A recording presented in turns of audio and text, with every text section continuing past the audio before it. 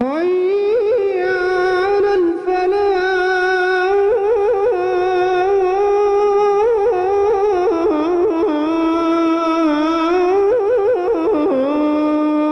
تبارك وتعالى شهر رمضان الذي أنزل فيه القرآن هدى للناس وبينات من الهدى والفرقان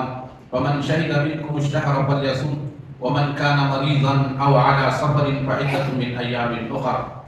يريد الله بكم اليسر ولا يريد بكم العسر ولتكملوا العدة ولتكبروا الله على ما هداكم ولعلكم تشكرون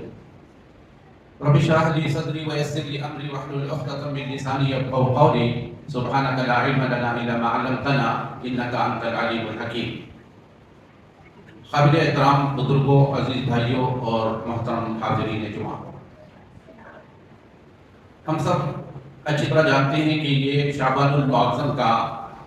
مہینہ ہے اور اس کے آخری ایام ہم گزار رہے ہیں. اب آنے والا مہینہ ایک عظیم اور بابرکت مہینہ ہے اور اس مہینے کی تیاری ہر مومن اور مسلمان کر رہا ہوگا اور اسے کرنی چاہیے. اللہ تعالیٰ نے قرآن مجید میں فرمایا کہ رمضان وہ مہینہ ہے جس میں اللہ تعالیٰ نے قرآن مجید جیسی عظیم کتاب انسانوں کی ہدایت کے لیے نازل فرمایا، انسانوں کی ہدایت کے لیے ہدی للناس. اور پھر اللہ تعالیٰ نے فرمایا کہ اس میں اللہ تعالیٰ نے واضح دلائل ہدایت کے رکھے ہیں اور یہ کتاب حق اور باطل کے درمیان فرق کرنے والی، امتیاز کرنے والی کتاب ہے. تو اللہ تعالیٰ نے فرمایا کہ جو شخص اس ماہ مبارک کو پائے اسے چاہیے کہ وہ اس کے پورے روزے رکھے. اگر کوئی مسافر ہے، بیمار ہے، تو اس کے لیے اللہ تعالیٰ نے اس میں رخصت دی ہے. حضرت سلمان فارسی رضی اللہ تعالیٰ عنہ کی ایک لمبی حدیث صحیح بخاری میں نقل کی گئی ہے، جس میں اللہ کے رسول صلی اللہ علیہ وسلم کے متعلق انہوں نے بیان فرمایا ہے. وہ روایت کرتے ہیں کہ اللہ کے رسول صلی اللہ علیہ وسلم نے شعبان کے آخری ایام میں خطبہ فرمایا. پھر اللہ کے رسول صلی اللہ علیہ وسلم نے فرمایا کہ لوگوں سنو، تم پر ایک عظیم اور بابرکت مہینہ سایہ پیدل ہونے والا ہے، یعنی سایہ کرنے والا ہے. یہ عظیم مہینہ رمضان المبارک کا مہینہ ہے جس کے روزے اللہ تعالیٰ نے تم پر فرض کیے ہیں دن کے وقت میں، اور رات میں اللہ تعالیٰ کی عبادت کے لیے کھڑے ہونے کو اجر و ثواب کا ذریعہ بتایا ہے. یہ وہ مہینہ ہے جس میں اللہ تعالیٰ ایک روزے دار کو روزہ افطار کرنے کا اجر و ثواب، اس کے گناہوں کی معافی اور حوض کوثر سے اس کی سیرابی کے ذریعے سے عطا فرمائیں گے اور اسے اتنا اجر عطا کریں گے جتنا روزے دار کا ثواب ہوتا ہے، بغیر اس کے کہ روزے دار کی ثواب میں سے کوئی کمی کی جائے. یہ مہینہ صبر کا مہینہ ہے اور صبر کا بدلہ جنت ہے. اور یہ مہینہ ہمدردی، غمخواری، مواسات کا مہینہ ہے. پھر اللہ کے رسول صلی اللہ علیہ وسلم نے فرمایا کہ اس کے نیکیاں بڑھ جاتی ہیں، اس کے نیکیوں کا اجر بڑھ جاتا ہے. اور اگر آدمی اس ماہ مبارک کے اندر ایک نفل عبادت انجام دیتا ہے تو اللہ تعالیٰ اسے دوسرے ایام میں، دوسرے دنوں میں، دوسرے مہینوں کے اندر ایک فرض ادا کرنے کا اجر و ثواب اسے عطا کرتی ہے. گویا کہ اس نے دوسرے ایام میں جو فرض ادا کیا اتنا ثواب اللہ تعالیٰ ایک نفل عبادت میں اس ماہ مبارک کے اندر عطا کرے گی. اور اگر کوئی ایک فرض ادا کرتا ہے تو دوسرے مہینوں کے 70 فرضوں کے برابر اجر اللہ تعالیٰ اسے عطا کرے گی. پھر اللہ کے رسول صلی اللہ علیہ وسلم نے فرمایا کہ اس ماہ کے پہلے 10 دن رحمت کے ہیں اور دوسرے 10 دن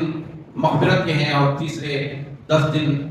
جہنم سے نجات پانے کے ایام ہیں. یعنی یہ مہینہ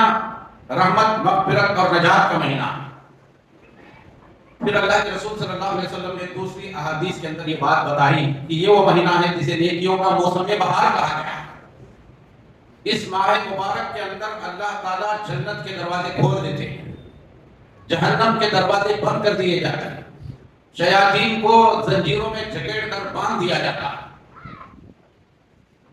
تو یہ اللہ کے رسول صلی اللہ علیہ وسلم نے خطبہ دیا، صحابہ کرام کو اس کی عظمت بتائی کہ کتنا عظیم مہینہ. اور اس میں اللہ تعالیٰ نے ایک رات رکھی ہے جو 1000 مہینوں کے راتوں سے افضل ہے،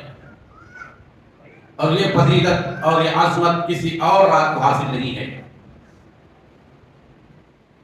اللہ کے رسول صلی اللہ علیہ وسلم رجب کے مہینے ہی سے رمضان کی تیاری کیا کرتے تھے، اور روایات میں آتا ہے کہ اللہ کے رسول صلی اللہ علیہ وسلم یہ دعا کیا کرتے تھے کہ اللہم بارک لنا فی رجب و شعبان وبلغنا الی رمضان، اے اللہ تعالیٰ ہمیں رجب اور شعبان کے اندر برکت عطا فرما اور ہمیں رمضان تک پہنچا، یعنی رمضان کی سعادتیں ہمیں نصیب ہوں، رمضان کا مہینہ ملے، رمضان کے اندر عبادتیں کریں۔ اور اللہ کے رسول صلی اللہ علیہ وسلم کا انعامات ایسا ہوتا تھا اس ماہ مبارک کے سلسلے میں کہ اللہ کے رسول صلی اللہ علیہ وسلم کے مطابق حضرت عائشہ صدیقہ رضی اللہ تعالیٰ عنہ بیان فرماتی ہیں کہ اللہ کے رسول صلی اللہ علیہ وسلم کسی مہینے کے اتنے روزے رکھا نہیں کرتے تھے جتنے شعبان کے رکھا کرتے تھے۔ یہ اللہ تعالیٰ کی طرف آپ کی لو محبت اور اللہ تعالیٰ کی طرف متوجہ ہونے کا ایک انداز تھا جو اللہ کے رسول صلی اللہ علیہ وسلم اختیار کرتے تھے، یعنی رمضان کی تیاری اور رمضان کے پانے کا شوق اللہ کے رسول صلی اللہ علیہ وسلم کے اندر نظر آتا تھا۔ اور پھر اللہ کے رسول صلی اللہ علیہ وسلم کے متعلق آتا ہے کہ آپ اشتد محضر، آپ کمر کس لیتے تھے، یعنی کسی کام کے لیے آدمی پوری طرح اپنے آپ کو متوجہ کر لینا، اس میں جھونک دینے کے معنی میں، یعنی کمر کس لینا کسی کام کے لیے کہ وہ پورا کام انجام دے، یہ اللہ کے رسول صلی اللہ علیہ وسلم کا عمل ہوتا تھا۔ لیکن اللہ کے رسول صلی اللہ علیہ وسلم شعبان کے اتنے روزہ رکھا کرتے تھے، حضرت عائشہ صدیقہ رضی اللہ تعالیٰ عنہ فرماتی ہیں کہ ہمیں ایسا محسوس ہوتا تھا کہ پھر اللہ کے رسول صلی اللہ علیہ وسلم اس مہینے کے پورے روزے رکھ لیں، لیکن اللہ کے رسول صلی اللہ علیہ وسلم شعبان کو رمضان کے ساتھ نہیں ملاتے تھے، 2-3 دن پہلے ہی روزہ ختم کرتے تھے۔ لیکن اللہ کے رسول صلی اللہ علیہ وسلم نے امت کو، امتیوں کو، آپ کے پیروکاروں کو، آپ کے ماننے والوں کو یہ تعلیم دی کہ 15 شعبان گزر جانے کے بعد آپ روزانہ رکھا کریں، کہیں گڑبڑ نہ ہو، کہیں تمہاری طاقت مطمئن نہ ہو، تم کمزور نہ ہو جاؤ، اور اس کمزوری کی وجہ سے رمضان کا جو عظیم مہینہ، رمضان کے جو عظیم روزے ہیں اس سے محرومی نہ ہو جائے۔ اس لیے اللہ کے رسول صلی اللہ علیہ وسلم نے امتیوں کو اس سے منع فرمایا۔ اللہ کے رسول صلی اللہ علیہ وسلم کی شان الگ تھی، اللہ کے رسول صلی اللہ علیہ وسلم کو اللہ تعالیٰ کھلاتا ہے، پلاتا ہے، تقویت دیتا ہے، تو اللہ کے رسول صلی اللہ علیہ وسلم کا امتیاز الگ ہے۔ آپ عمل کے اعلیٰ درجے پر ہوتے تھے، آپ راتوں کو جب تہجد پڑھتے تھے 2/3 رات سے زیادہ کھڑے ہو جاتے تھے، اور جب آپ کھڑے ہو جاتے تھے تو آپ کے پاؤں میں ورم آ جاتا تھا، سوج جاتے تھے، اتنی پورے سورہ بقرہ پڑھ لینا تہجد کے اندر، نماز کے اندر کوئی معمولی بات نہیں تھی۔ حضرت عبداللہ بن مسعود رضی اللہ تعالیٰ عنہ ایک مرتبہ کہتے ہیں کہ ایک مرتبہ میں نے دیکھا کہ اللہ کے رسول صلی اللہ علیہ وسلم رات کے وقت نماز میں کھڑے ہو گئے، تو میں آپ کے ساتھ جا کے کھڑا ہو گیا۔ میں دائیں طرف کھڑا ہوا تو اللہ کے رسول صلی اللہ علیہ وسلم نے مجھے ہاتھ پکڑ کے سیدھی طرف اپنے کھڑا کر دیا۔ میں کھڑے رہا اللہ کے رسول صلی اللہ علیہ وسلم قرآن مجید کی تلاوت کرتے رہے۔ اتنا لمبا قیام اللہ کے رسول صلی اللہ علیہ وسلم نے کیا کہ مجھے وسوسے آنے لگے، اندیشے پیدا ہونے لگے، یعنی میری طاقت جواب دینے لگی، میرے اندر اتنی صدق نہیں تھی کہ میں اللہ کے رسول صلی اللہ علیہ وسلم کے ساتھ نماز میں کھڑا رہ سکوں۔ تو جن کے سامنے آپ نے یہ بات بیان کی، انہوں نے پوچھا کہ تمہارے دل کے اندر کیا وسوسے پیدا ہونے لگے؟ تو حضرت عبداللہ بن مسعود رضی اللہ تعالیٰ عنہ کہتے ہیں کہ میرے دل میں یہ بات پیدا ہوئی کہ میں اللہ کے رسول صلی اللہ علیہ وسلم کو کھڑا چھوڑ کر بیٹھ جاؤں، میں نماز سے الگ ہو جاؤں۔ یہ خیالات میرے اندر آتے رہے۔ اللہ کے رسول صلی اللہ علیہ وسلم کی اتنی طویل قیام اللہ کے رسول صلی اللہ علیہ وسلم کرتے تھے۔ اللہ کے رسول صلی اللہ علیہ وسلم کی شان عجیب ہے، آپ کی کیفیت الگ ہے، آپ کا تعلق اللہ تعالیٰ سے ہے، آپ کو قوت، آپ کو غذا، آپ کو فراہم کرنا وہ اللہ تعالیٰ کے ذمہ تھا۔ اس لیے اللہ کے رسول صلی اللہ علیہ وسلم کے درجے کو، آپ کے اس عمل کے انداز کو ہم تو اختیار نہیں کر سکتے، لیکن امتیوں کو اللہ کے رسول صلی اللہ علیہ وسلم نے اسی حیثیت سے تعلیم دی کہ جس حیثیت سے وہ طاقت رکھ سکتے ہیں، جتنا وہ مکلف ہے اتنا کرنے کا اللہ کے رسول صلی اللہ علیہ وسلم نے مجھے اور آپ کو حکم کیا۔ تو اللہ کے رسول صلی اللہ علیہ وسلم نے اس لیے روکا تاکہ رمضان کا جو مہینہ ہے، حدیث کے اندر آتا ہے اللہ کے رسول صلی اللہ علیہ وسلم نے فرمایا کہ اگر کوئی شخص رمضان کا ایک روزہ بغیر کسی عذر کے چھوڑ دے اور اس روزے کے برابر حاصل کرنے کے لیے، اس روزے کو برابر کرنے کے لیے پوری زندگی روزہ رکھے تو اس کے برابر وہ روزہ نہیں کر سکتا۔ یعنی ایک روزے کے برابر کرنے کے لیے آدمی پوری زندگی روزہ رکھ کر گزارے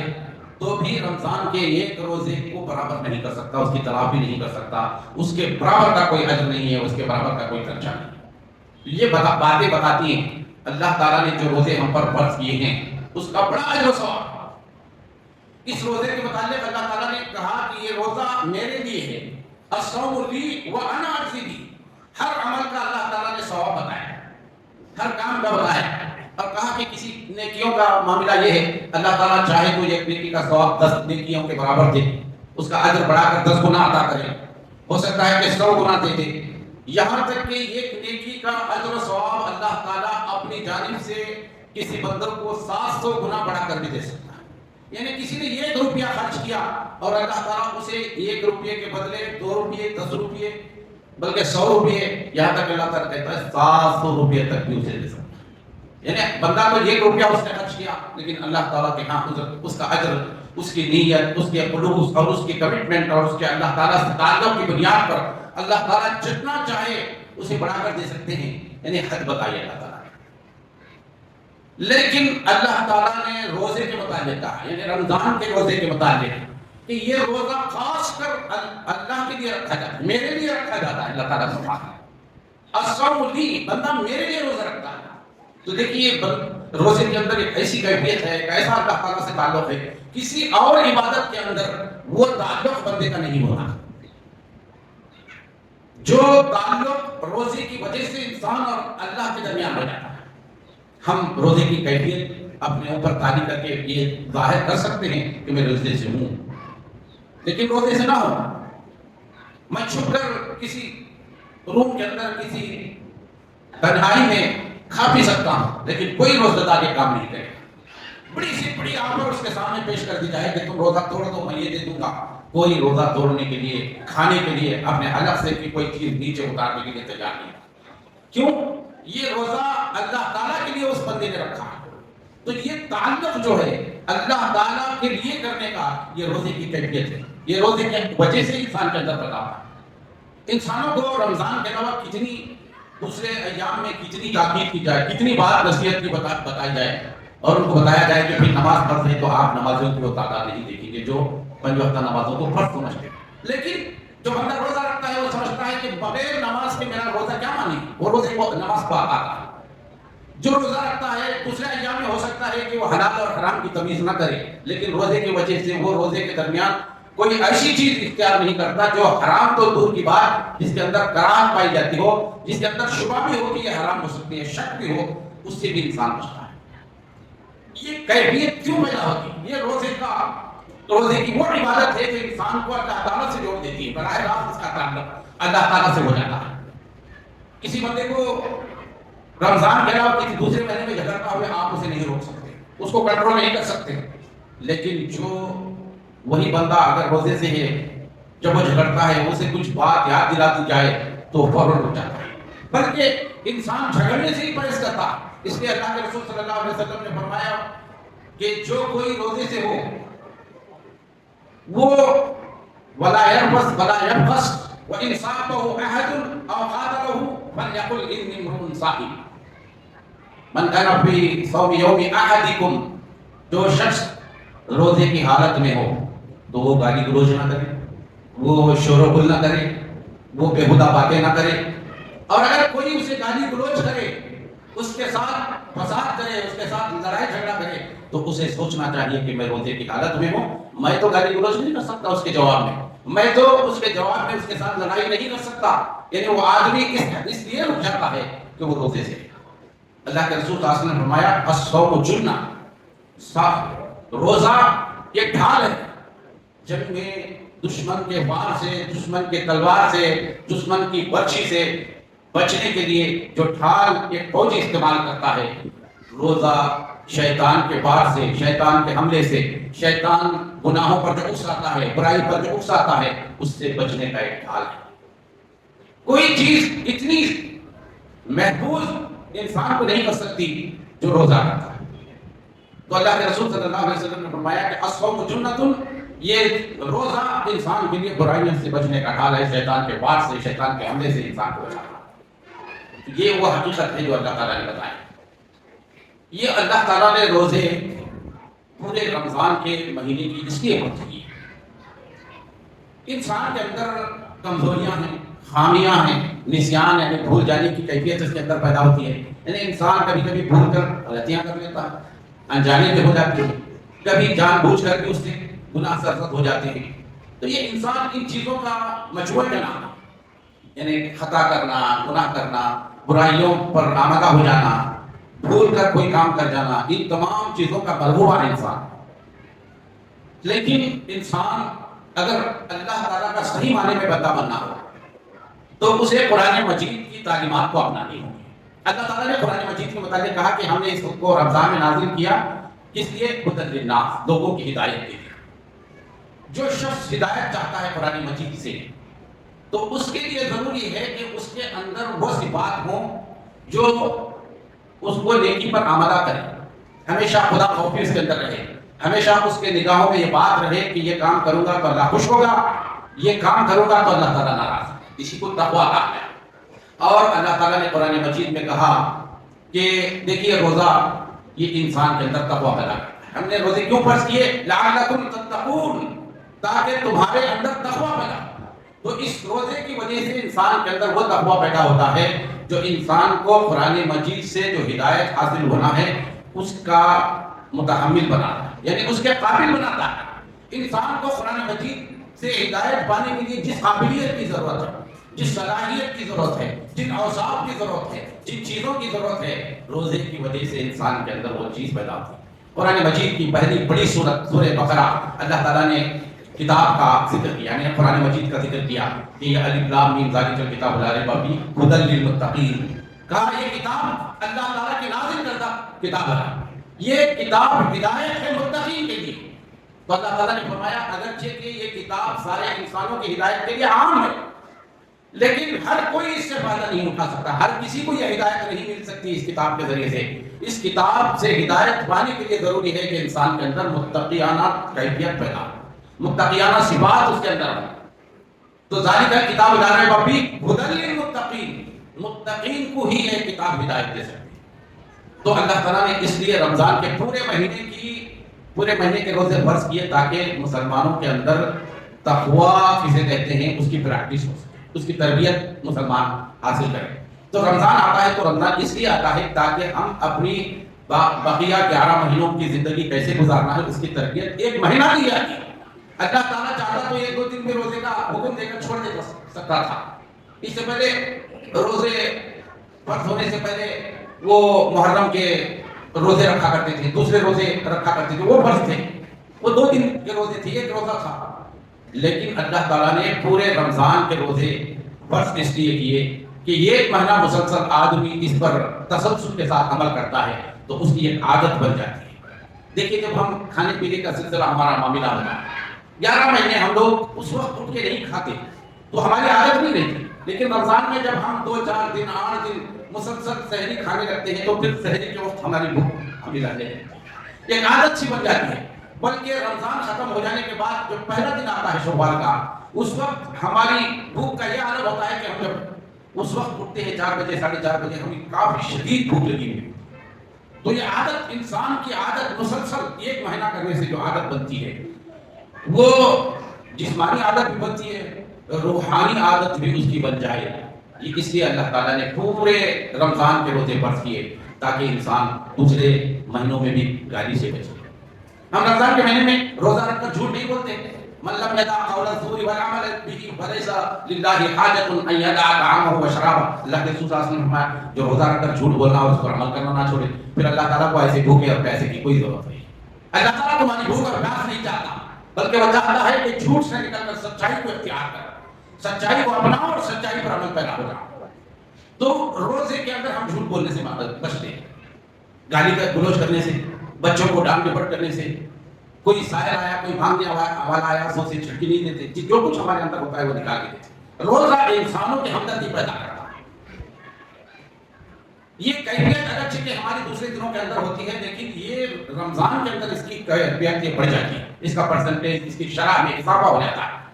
یہ معمول ہمارا بن جاتا ہے۔ صبح بھی ہم نے کسی کو صدقہ دیا، کسی کو خیرات کیا، کسی کو پیسے دیے، کسی کو مدد کی، یہ ہمارے دل کو سکون پہنچاتا ہے، مسرت پہنچاتا ہے، خوشی حاصل ہوتی ہے کہ چلو میں نے روزے کی حالت میں کوئی نیکی کا کام کیا۔ ہو سکتا ہے کہ دوسرے دنوں میں ہم اللہ تعالیٰ کا ذکر و اذکار کرتے ہوں، نمازیں پڑھتے ہوں، لیکن وہ پابندی نہیں ہوتی جو رمضان کے اندر ہمیں کرنی چاہیے۔ یعنی ہم 5 وقتہ نمازوں میں بھی ڈھیل، کبھی خزا ہو جاتی ہیں ہماری نمازیں، تو کچھ خامیاں انسان کے اندر وہ ہوتی ہیں اور کچھ خامیاں انسان خود پالتا ہے۔ تو رمضان در حقیقت ان خامیوں پر کنٹرول کرنے، قابو پانے کا نام ہے،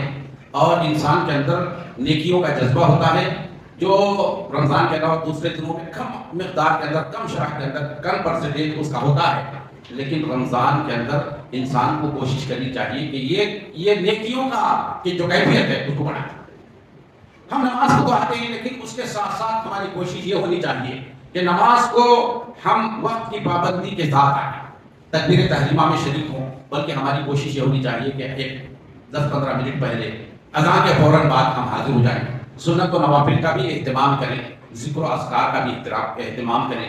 دعائیں مانگیں، خضوع اور خشوع میں اختیار کریں، آہوازاری اس کے اندر ہو، پورے خلوص کے ساتھ دعا کریں، اور روزے کی افطار کی دعا جو ہے اللہ تعالیٰ وہ قبول کرتا ہے، اور ہمارے اعمال جب اللہ تعالیٰ کے پاس پیش ہوتے ہیں، جب روزے کی حالت میں ہوتے ہیں تو اللہ تعالیٰ کو بڑے پسند آتے ہیں۔ اللہ کے رسول صلی اللہ علیہ وسلم سے جب پوچھا گیا کہ رجب اور شعبان میں آپ روزے کیوں رکھا کرتے ہیں، تو اللہ کے رسول صلی اللہ علیہ وسلم نے فرمایا کہ لوگ انسانوں کے اعمال اللہ تعالیٰ کے پاس پیش ہوتے ہیں، میں چاہتا ہوں کہ میرے اعمال ایسی حالت میں پیش کیے جائیں جب میں روزے کی حالت میں۔ روزہ اللہ تعالیٰ کو بڑا پسندیدہ ہے۔ اللہ تعالیٰ نے اس روزے کے متعلق کہا ہر ایک نیکی کا اجر متعین ہے، لیکن اس روزے کا کوئی متعین اجر نہیں، اس کے حد نہیں،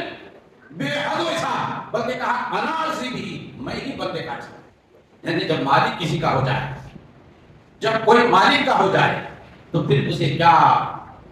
جو ہے غم ہے، کیا خوف ہے، بلکہ اس کی مسرت، اس کی شادمانی، اس کی خوشیوں کا کیا کہنا،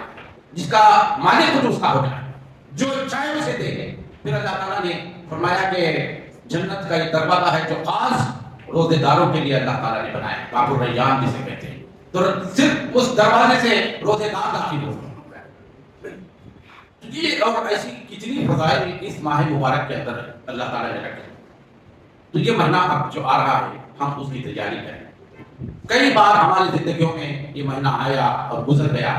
ہم نے تھوڑی بہت پابندی رمضان کے اندر اختیار کر لی، لیکن کوئی تبدیلی جو خیر کا پہلو رکھتی ہو ہماری زندگی کے اندر نہیں آئی، تو ان روزوں کا، اس رمضان کا کوئی حاصل نہیں ہے۔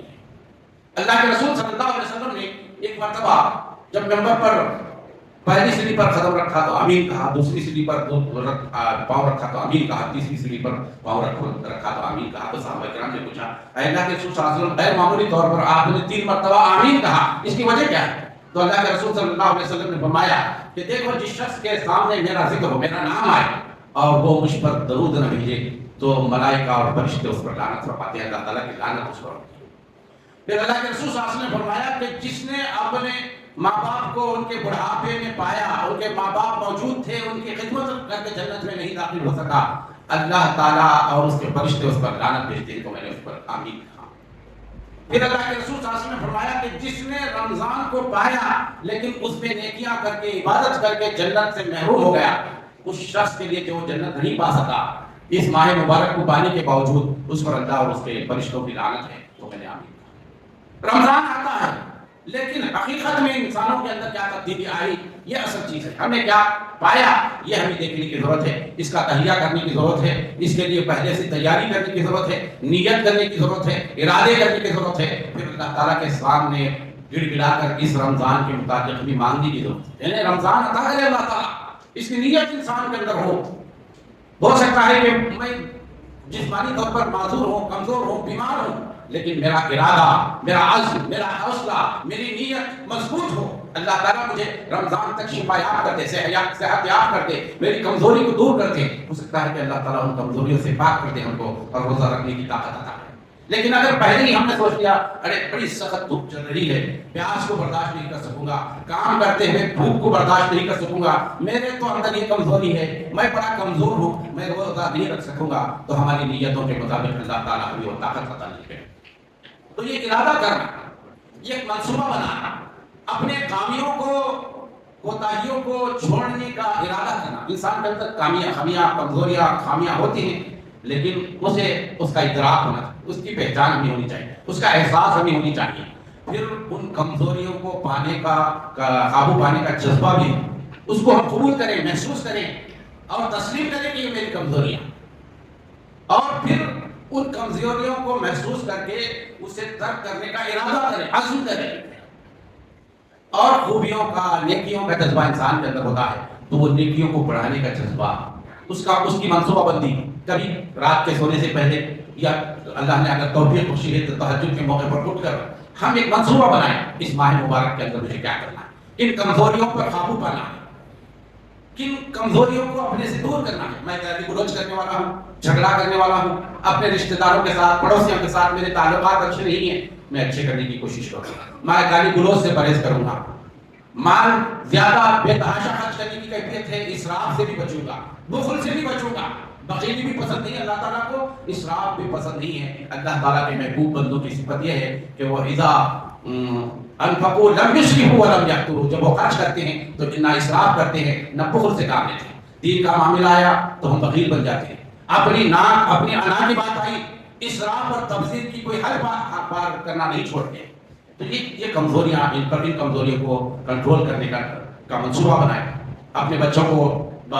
بلا وجہ ڈانٹنا، ڈپٹنا، ان پر زور زبردستی کرنا، اللہ کے رسول صلی اللہ علیہ وسلم نے فرمایا کہ اپنے غلاموں کے ساتھ جو نرمی کرے گا اللہ تعالیٰ جو ہے اس کے ساتھ اسے